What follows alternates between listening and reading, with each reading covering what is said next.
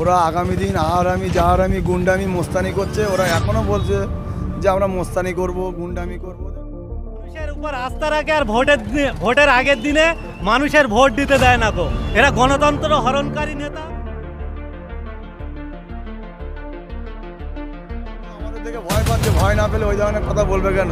ওরা নওশাদ সিদ্দিকীকেও ভয় পাচ্ছে, ওই জন্য একটা পচা নেতা বলছে। তার অভাব আছে, তাদের মধ্যে জ্ঞান কম আছে, এই জন্য এইসব ঠিক আছে, ওনাকে দিয়ে একটা সুন্দর অভিযোগ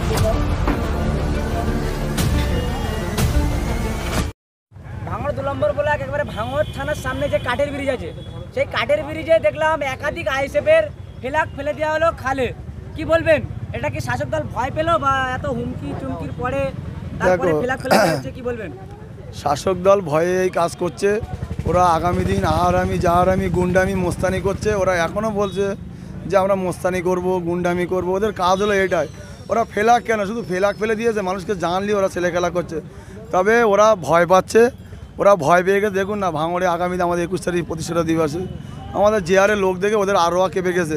আমি মনে করেছিলাম ওদের ভাঙড় থেকে জিনা হারাম করে দেবো, এখন থেকে ওদের গেঁট সামনে হারাম করে দেবো এই ভাঙড়ের জমিন থেকে। এখন তো দেখছি ভাঙড়ে বিধায়ক ছাড়া আপনাদের মতন ওহিদুল ইসলাম, কারিমুল ইসলাম এবং আসমাদি 3টে নেতার নাম করে একেবারে কড়া ভাষায় হুমকি। কি বলবেন, ভয় পাচ্ছেন কি?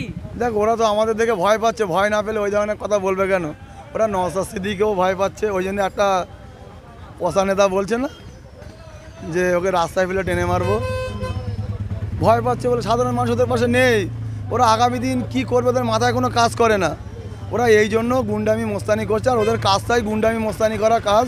আর ওইসব পাগল ছাগল কী বলছে, ওইসব পচা নেতা কী বলছে, ওইসব নিয়ে আমাদের মাথা ব্যথার কারণ নেই। আমাদের সবথেকে কারণ হলো মানুষের পরিষেবা দেওয়া, সাধারণ মানুষ খেটে খাওয়া মানুষ, গরিব দলিত আদিবাসীদের মানুষের পাশে দাঁড়ানো, এইটা আমাদের কাজ। আমাদের ওই গুন্ডা মোস্তান ক্রিমিনাল ওইসব পচা নেতা কী বলছে ওইসব থেকে আমাদের লাভ না।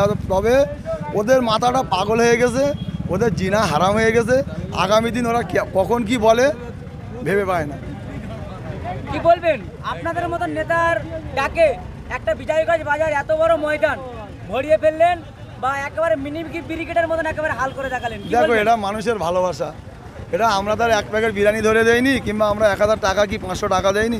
এটা ভালোবাসা, একদম সম্পূর্ণ ভালোবাসা। কেন আগামী দিন এই শাসক দল যে হারে অত্যাচার করেছে, এই শাসক দল মায়ের কোল খালি করেছে, এই কিছু নেতাদের জন্য এইটা হয়েছে। আজকের ভাঙড়কে যারা ইউক্রেন রাশিয়ার মতন যুদ্ধ লাগিয়েছে সওগাত মোল্লা, এই পচা নেতা, এইসব পাগল ছাগল কী বলে, ওইসব নেতাদের আমাদের প্রশ্ন করবে না।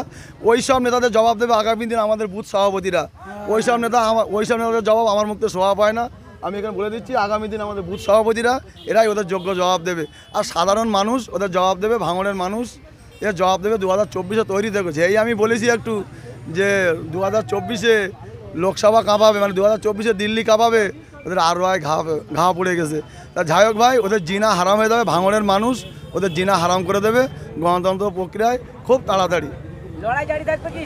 লড়াই জারি থাকবে কেন? লড়াই তো খেটে খাওয়া মানুষের লড়াই, লড়াই গরিব মানুষের লড়াই, লড়াই আদিবাসীদের লড়াই, সাধারণ মানুষের অধিকার পাইয়ে দেওয়ার জন্য। আমাদের তার ওই এসি গাড়ি চাপতে আসিনি, আমরা হেঁটে আসি, খেটে যাই, দাদাগিরি আমরা ছেড়ে দিই। পরিষ্কার কথা, আমরা এখনও বলছি, আগেও বলছি, মোস্তানি ভাঙড়ের বুক থেকে সরে, যারা মোস্তানি করছো ভাঙড়ের বুক থেকে তারা সোদা হয়ে যাও, নইলে আগামী দিন ভাঙড়ের মানুষ সোদা করে দেবে। ফের বলছি, আবারও বলছি, তোমরা সোদা হয়ে যাও, নইলে আগামী দিন আমাদের ছেলেরা সোদা করে ছেড়ে দেবে গণতন্ত্র প্রক্রিয়ায়।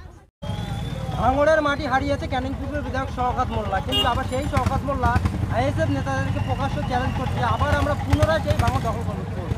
দেখেন, এই শওকত মোল্লার মতন মানুষরা সর্বসময় বলে যে মানুষ নাকি তাদের সঙ্গে আছে, মানুষকে নিয়ে চলে। এই শওকত মোল্লার মতন নেতাদের আমরা দেখেছি মানুষের উপর আস্থা রাখে আর ভোটের আগের দিনে মানুষের ভোট দিতে দেয় না গো। এরা গণতন্ত্র হরণকারী নেতা, এরা মানুষকে তোষণ করা নেতা, জেসিবি দিয়ে ঘর ভাঙা নেতা। এদের কথায় বাংলার মানুষ আর নিচ্ছে না। তাই রাজনীতিতে ভেসে থাকার জন্য বিশেষ করে ব্যক্তি আক্রমণ করে একটা চমক দিয়ে কথা বলে, কেবলমাত্র রাজনৈতিকে ভেসে থাকার জন্য। মানুষ গণতন্ত্র প্রক্রিয়ায় এই সমস্ত নেতাদের প্রত্যাখ্যান করবে, দল থেকে বিতাড়িত করবে এবং রাজনীতি স্তর থেকে তাদেরকে বিসর্জন দেবে বলে আমরা মনে করছি। আপনার নাম? আমার নাম মোহাম্মদ আলমগীর হোসেন, ইন্ডিয়ান সেকুলার ফান্ডের একজন কর্মী। খালে ফেলে দেওয়া হলো, ময়লা খালে, কি বলবেন? দেখুন, যারা নোংরা রাজনীতি করে, যারা নিজেদেরকে সম্মান দিতে জানে না, তারা পরের দলের কি সম্মান দেবে? এটাই হলো ব্যাপার। শিক্ষাগত যোগ্যতার অভাব আছে, তাদের মধ্যে জ্ঞান কম আছে, এই জন্য এইসব অপকর্মগুলো করছে। একটা যে কোনো দলের ফ্ল্যাগ সেই দলের আবেগ, সেই দলের ভালোবাসা, তারা সেইটা বোঝে না। আর যারা না বোঝে তাদের তো বেশি কিছু আর বলা যায় না, ওদের সুবুদ্ধি হোক, তখন তারা বুঝবে। আমরা প্রশাসন কাছে জানিয়েছি। হঠাৎ করে ফ্ল্যাগ ফেলার কোনো কি কারণ হলো? যে না, এটা হিংসা। এত লোক হয়েছে মেলার মাঠে, এত বড় একটা প্রোগ্রাম সাকসেসফুল হয়েছে, সেখানে হাজার হাজার লোকের জমজমাট একটা ভিড় ছিল, সেই হিংসা তারা ভাবছে যে আমাদের পাততলায় মাটি নেই, সেই জন্য তো এরা এই কাজগুলো করে বেড়াচ্ছে। তা ফ্ল্যাগ খুলে ফেলে দিলে যে আমাদের অস্তিত্ব শেষ হয়ে যাবে তা না।